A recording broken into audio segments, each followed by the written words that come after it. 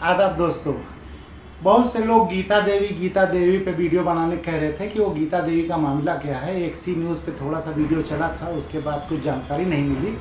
तो आप ही से संबंधित केस है और आप कोई वीडियो ही नहीं बना रहे हैं, तो मैंने सोचा चलो थोड़ा सा बना दूं और बता दूं।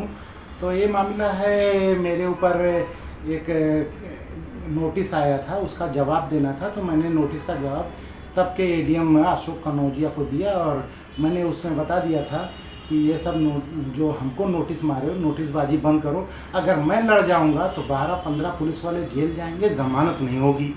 मैंने सबूत भी लिख दिया था उसी लेटर में। वो एडीएम को मिला, एडीएम भागे भागे कप्तान के पास गए, कप्तान साहब को दिखाया। तो कप्तान साहब ने पहले वेरीफाई कराया कि मैं जो कह रहा हूँ वो सच है कि नहीं, क्योंकि पुलिस ने कई बार कप्तान के शपथ पत्र से वो हाई कोर्ट को काउंटर लगा दिया था। उसमें कहा था कि शाहिद के खिलाफ चार्जशीट दाखिल है, जबकि दाखिल नहीं थी।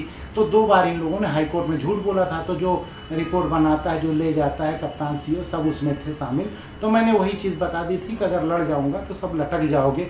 मेरी बस शराफत है और मैं जन सेवा करता हूँ, आप भी जनता हो, इसलिए मैं कार्रवाई नहीं करता हूँ।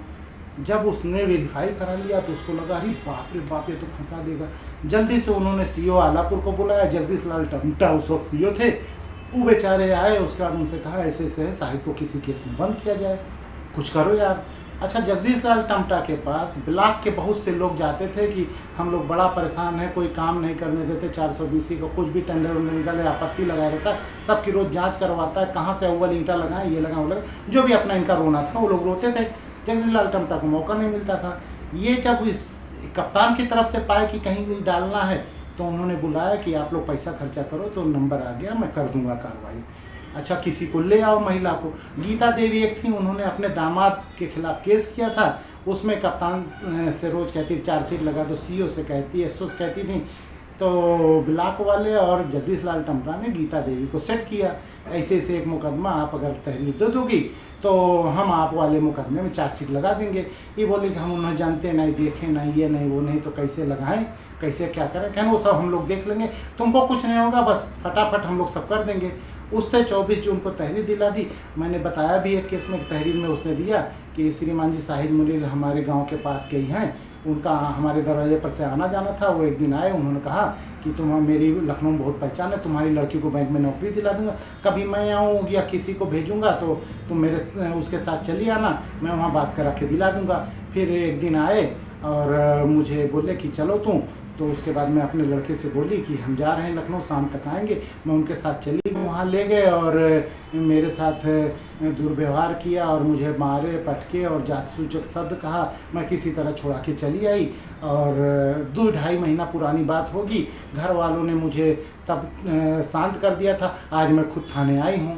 बड़ी भलती तहरीर थी, लेकिन वो खुद बनवाया था उन लोगों ने, तो लिख लिया उन्होंने, बेचारे लिख लिए, चलो ठीक है, मुकदमा दर्ज हो गया। लेकिन 24 को तहरीर दी है, 24 को इस सीओ को पहुंच गई, 2 किलोमीटर की दूरी है, 24 को इस सीओ को पहुंच गई। 24 को इस सीओ साहब वेरिफिकेशन करने चले आए तहरीर लिखने वाले से। उसके बाद 25 से उन्होंने जांच शुरू कर दी। 1 जुलाई को उन्होंने डीआईजी से परमिशन मांग ली, हमको मुंबई जाना है पकड़ने। खैर ठीक है, ये सब होता रहा। और उसके बाद वो गीता देवी को पैसा देने का वादा था, तो वो ब्लॉक के जिम्मे था कि ब्लॉक वाले देंगे। इसकी और एक कहानी बताऊं। वो एक बेचारा दरोगा था, 2 पुलिस वाले थे, तो उन लोगों ने कहा कि नहीं ले जा पा रहे थे मुझे। तो सीओ साहब वहाँ से गाली दे रहे थे इन लोगों को, मैं फ़ोन पे सब सुन रहा था, मेरे पास ही सब थे। तो कहें तुम लोग कुछ नहीं करते, हम आते हैं। अरे बेचारे तमतमाए आए, जब आए थे ना, वो तो लगता था अभी 2 पोप लेके आए, उड़ा देंगे सबको। तो मेरे डॉक्टर के पास गए, डॉक्टर ने बताया था कि हम इसको नहीं देंगे। तो डॉक्टर ने कहा नहीं, कि हम ट्रांसफ़र नहीं दे सकते, डिस्चार्ज करने के लिए आप ले लीजिए। तो बोले हम डिस्चार्ज क्यों लें, आप ट्रांसफ़र कर दीजिए। नहीं कर रहे थे। तो इन्होंने किसी से फ़ोन कराया डॉक्टर के पास। तो डॉक्टर साहब इनका ठीक है, आप बाहर बैठिए, हम आगे की कार्रवाई कर देते हैं। ये बड़े खुश हुए, इन्होंने फ़ोन करके एम्बुलेंस बुला लिया। एम्बुलेंस जीपीएस वाली होती है भाई, वो ऑनलाइन वो फीड कर देते हैं। इन्होंने कहा अम्बेडकर नगर मेडिकल कॉलेज ले चलना है, Balrampur to Ambedkar Nagar medical college. अच्छा, वो एम्बुलेंस वाला बेचारा खड़ा इसे बार बार कह रहा है दो दो। मुझसे बात हुई डॉक्टर की, डॉक्टर ने बोला अरे उसको कहने दो यार, उसके कहने से तुमको छोड़ देंगे। डॉक्टर ने जब पेपर बना के दिया, वो दरोगा बेचारा ले गया सीओ को दिया। सीओ ने फट से दिया ड्राइवर को, ये लो तुम चिल्ला रहे थे, आ गया। ड्राइवर ने पढ़ा ना, वर्दी की लाज रखी, लेकिन बहुत बुरी तरह डांटा। पागल हो यार, तुमको नौकरी किसने दे दी? तुम यहाँ हमको बताए थे मेडिकल कॉलेज अकबरपुर चलना है और यहाँ पे इसमें लिखा है मेडिकल कॉलेज KGMC लेके जाना है। अब हम वहाँ GPS पे लोड कर दिए हैं, हमारा सब ऑनलाइन होता है। वो देखे पढ़े CO साहब, उसका भागे भागे गए डॉक्टर साहब के पास, आपसे कहा था हमने क्या और आपने क्या कर दिया। डॉक्टर ने कहा हम पढ़ लिख के डॉक्टर हुए, आरक्षण में नहीं नौकरी पाएँ, क्योंकि तब तक पता चल गया था टमटा जी आरक्षण में पाएँ और दीवान से मुंशी सिपाही होते हुए पता नहीं कैसे CO बने थे। तो डॉक्टर साहब ने कहा हम आरक्षण में नहीं नौकरी पाए, पढ़े लिखे हैं, मैं अपने पेशेंट को बलरामपुर से अंबेडकर नगर कैसे रिफ़र करूंगा। अंबेडकर नगर से मेरे यहाँ रिफ़र हो के आते हैं, हमेशा हायर के यहाँ भेजा जाता है, मैं अगर रिफ़र करूंगा तो मेडिकल कॉलेज भेजूंगा, आपके कहने से कर दूँ। तो लेके गए बेचारे, मुंह बनाए। उसके बाद आए, बोले सिद्दीकी हम सोच रहे हैं कि आपको ना ले चले, ये होंगे। हाँ आपकी बड़ी कृपा है। और मुझे तो मालूम था कितना बेइज्जत हुए, नीचे ड्राइवर डांट रहा है, यहाँ डॉक्टर डांट रहा है। खैर मुंह बना के गए, वहाँ गए तो लोगों ने घेर लिया, साहब पैसा दिए रहे हैं कि हाँ आप कुछ किए हो नहीं है ना, कहना यार बड़ा गड़बड़ है, उस साले की बड़ी फील्डिंग थी, ऐसा वैसा जो भी था। कप्तान साहब से भी कहे, अब सबकी चुरकी सोटा हो गई कि यार वो जो धमकियाँ दिया था लगाया नहीं। हालांकि मैंने आज तक नहीं लगाया, पुलिस के खिलाफ मैंने कार्रवाई के लिए कभी लिखा ही नहीं, सबूत तो बहुत से हैं, बहुत फ्रॉड करते हैं लोग, लेकिन मैं नहीं लिखता हूँ। क्यों? पुलिस वालों से मेरी हमदर्दी भी है, क्योंकि इनकी सैलरी का मैं ड्यूटी ज़्यादा है, ये 24 घंटे की ड्यूटी रहती है, इनको छुट्टी नहीं मिलती। त्यौहार में तो इनको बिल्कुल नहीं छुट्टी मिलेगी, इनको प्रोटेक्शन करना रहता है। अरे भाई कोई आदमी पुलिस की ड्यूटी या कोई नौकरी करता है, बाल बच्चों माँ बाप के लिए करता है, त्यौहार मनाएंगे करेंगे, लेकिन ये जा ही नहीं सकते। इनके माँ बाप बीमार हो जाए छुट्टी ले डांटते, ना ही मंत्री जी आए वाले हैं, तुमको छुट्टी नहीं, जितनी छुट्टी थी वो भी कैंसिल हो जाएगी। तो भाई मैं कमाता हूँ किस लिए? अपने बाप का इलाज नहीं करा सकता, बीमार देखने नहीं जा सकता। ये इस फॉर्मेट के हिसाब से मेरी पुलिस से हमेशा हमदर्दी रहती, इसलिए मैंने पुलिस ने जितना भी गलत किया आज तक पुलिस के खिलाफ मैंने कभी कुछ लिखा नहीं है और ना ही कोई कार्रवाई कराई है। और लोगों के खिलाफ बहुत कराई है, लेकिन पुलिस के खिलाफ नहीं करता। आप लोग पता कर लीजिए, गोविंद साहब मेला में पुलिस की ड्यूटी लगती थी, खाने का कितना रुपया मिलता था, उतने रुपये में तो नाश्ता नहीं कर सकता जितना एक जवान को खाने का पैसा मिलता था। कैसे वो खाते थे, क्या करते थे पता नहीं, हालांकि वो अलग बात है, मैं दिशा भटक जाएगी। जब मैं पकड़ में नहीं आया तो गीता देवी ने छछकाल मचा दिया। गीता देवी ने कहा कि अरे वो हमें फंसाए दे, सब कहा थे बड़ा जगलर है और बहुत खतरनाक है, ये हुए। तो एक दरोगा ने उनसे कहा कि चलो कप्तान साहब से मिला दी, कप्तान साहब का काम था। वो ले आए कप्तान साहब के पास। कप्तान ने उनको समझाया कि तुम घबराओ नहीं, कुछ नहीं होगा, हम हैं ना, आप बाहर बैठो। बाहर बैठी और दरोगा से कहा इसको निर्भया फंड वाले से 1.5 लाख रुपया दिला दो और इसका ले जाके 164 का बयान दे दो, नहीं साली कभी भी पलट जाएगी। ये गीता देवी ने सुन लिया था, ये एक वीडियो में है, उसने बोला भी है, गीता ने ऐसे ऐसे कप्तानवा समझाया रहा संजैया का। उसके बाद वो 164 का बयान दिलाने लगे। 164 के बयान में गड़बड़ आ गया। उसने बताया कि हमको आए, हमारे यहाँ से लेके गए, हम अपने मन से गए और वहाँ ले गए एक बंगले में फर्स्ट फ्लोर पे मिलाए। एक 40 साल का आदमी था, उसके बाद मिला के लाए। फिर 20 मीटर दूर पे एक बहुमंजिला इमारत थी, उसके ग्राउंड फ्लोर पे उन्होंने बेल बजाई। एक 23 साल का लड़का दरवाज़ा खोला, 25 साल की महिला ने अंदर बैठी थी। उसके बाद हमको एक कमरे में बैठाए, वो चाय बना के लाए, हम पिए। उसके बाद हमारा सर सनसनाने लगा और वो महिला उठ के चली गई। सिद्दीकी ने सिटकिनी बंद की, हमारी साड़ी खींची, ब्लाउज का बटन टूट गया, हम जोर से चिल्लाए, महिला आ गई, हम कूद के भाग आए बाहर। उसके बाद लोगों से पूछा, बस स्टॉप, बस पकड़ के चले आए अकबरपुर। अकबरपुर से एक पहचान वाले ऑटो के मिल गए, जिनको मैं नहीं जानती पहचानती नहीं हूँ, उन्होंने मुझे किसी तरह घर छोड़ा। 164 के बयान में इसमें ना मारने की बात कही है और ना जाति सूचक शब्द कहने की। तो जब 164 के बयान में आ गया तो SC/ST कोर्ट में तो सुना नहीं जाने वाला, SC/ST इसमें लगता ही नहीं। चार्जशीट जब लगनी थी तो 164 के बयान को भी चार्जशीट में जोड़ा जाएगा। तो चार्जशीट में वो टमटा देखे नहीं कि ये भाई बयान में उसने ये चीज़ नहीं लगाई है तो ये धारा निकाल दें। नशा का चीज़ घूमने वाला नहीं भाई, वो चाय पी थी, उसका सर सनसना रहा था, नशे की चीज़ की धारा लगाए होते यार मेडिकल करा लिए होते। लेकिन वो तो नशा इसलिए जोड़ा था कि उसमें धारा ऐसी लगे 7 साल से ज़्यादा की सज़ा वाली, इसलिए वो लगा के उसने कर दिया था। अच्छा, ये चार्जशीट डाल दिए। SC/ST कोर्ट वाले हैं, उनको प्रसंज्ञान लेना रहता है। प्रसंज्ञान का मतलब चार्जशीट हमने पूरी तरह पढ़ी, ये जांच हो गई है, इसको हम मानते हैं ये मुकदमा चलाने लायक है और इसको हम चलाते हैं, ये आगे इसकी डेट वोट पड़ेगी, सम्मान होगा। लेकिन नहीं पढ़े थे, वो पढ़े होते तो वापस कर देते। 164 के बयान में SC/ST है ही नहीं। उसने कहीं नहीं कहा है कि मुझे जाति सूचक शब्द कहा, मुझे मारा। उसने कहा साड़ी खींची, ब्लाउज का बटन टूटा, मैं चिल्लाई, महिला आ गई, मैं कूद के भाग आई, खत्म। साड़ी खींचना, ब्लाउज का बटन तोड़ने की धारा लगा देते तुम। अच्छा, दूसरे मज़ेदार बात क्या है, सीजीएम अगर पढ़ते या SC/ST कोर्ट वाला पढ़ता कि सारी घटना बहुमंजिला इमारत के ग्राउंड फ्लोर लखनऊ में हो रही है, तो हम कहाँ बड़का जज बन के इसको सुन रहे हैं, फेंक दे फाइल। ये हम सुनेंगे? CEO को बुला के उसको डांटे, उसको सस्पेंड करने का आर्डर दे कि ये जब घटना पूरी जितनी धाराएं लगी हैं सब लखनऊ की है। अंबेडकर नगर आलापुर से, तो उसने बताया कि वो आए, हम अपने मन से नौकरी के लिए गए थे, यानी यहाँ से सब स्वच्छा हुआ था, यहाँ ना अपहरण हुआ है, ना कोई गाली गलौज हुई है, ना कोई कांड हुआ है।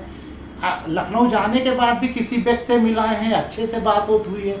जब अपने घर ले गए हैं बहुमंजिला इमारत के ग्राउंड फ्लोर पे, चाय पिए, महिला भी थी एक, सब कुछ ठीक था, बाद में इनकी नीयत खराब हुई, साड़ी की तो घटना तो लखनऊ हुई थी यार, तुम कैसे जांच कर लिए? बड़का जांच अधिकारी। CEO को सस्पेंड करना चाहिए था।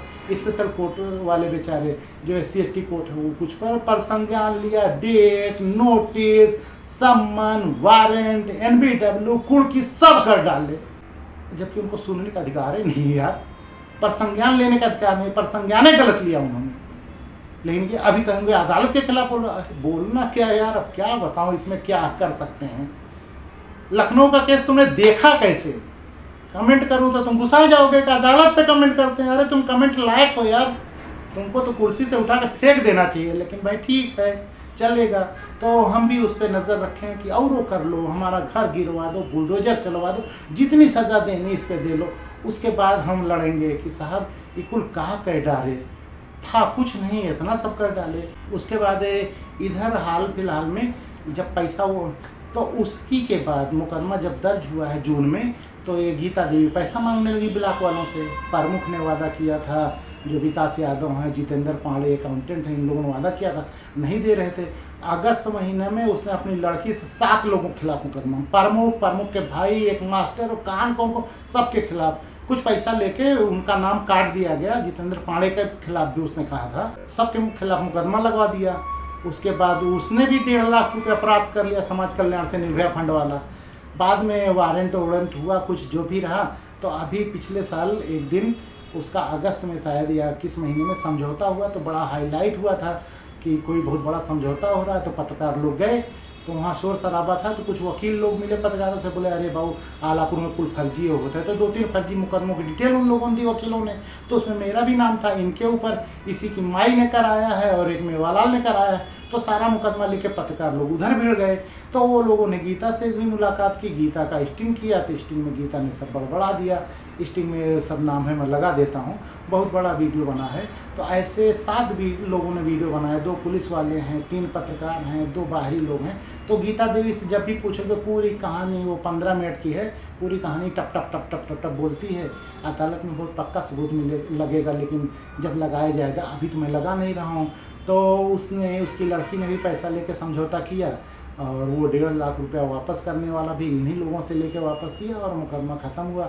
इधर गीता देवी ने किसी से कहलवाया था कि सिद्दीकी अगर चाहें तो हम समझौता करके तैयार हैं, हमें प्रधानी चुनाव लड़े, कुछ पैसा दे दें। अरे हमने कहा सिद्दीकी से पैसा, वो भी समझौता के लिए। और ये केस, इस केस को तो मैं हाई कोर्ट में दाखिल किया, नोटिस कट गई, कप्तान साहब से पूछो वहाँ पहुँची होगी, और मैंने वापस ले लिया। नहीं यार, हाई चार्जशीट को खारिज कर देगी, देखते ही कि जो मामला लखनऊ का अम्बेडकर में कैसे सुना जाता, लेकिन खारिज हो जाने के बाद मेरे हाथ में कुछ नहीं रहेगा।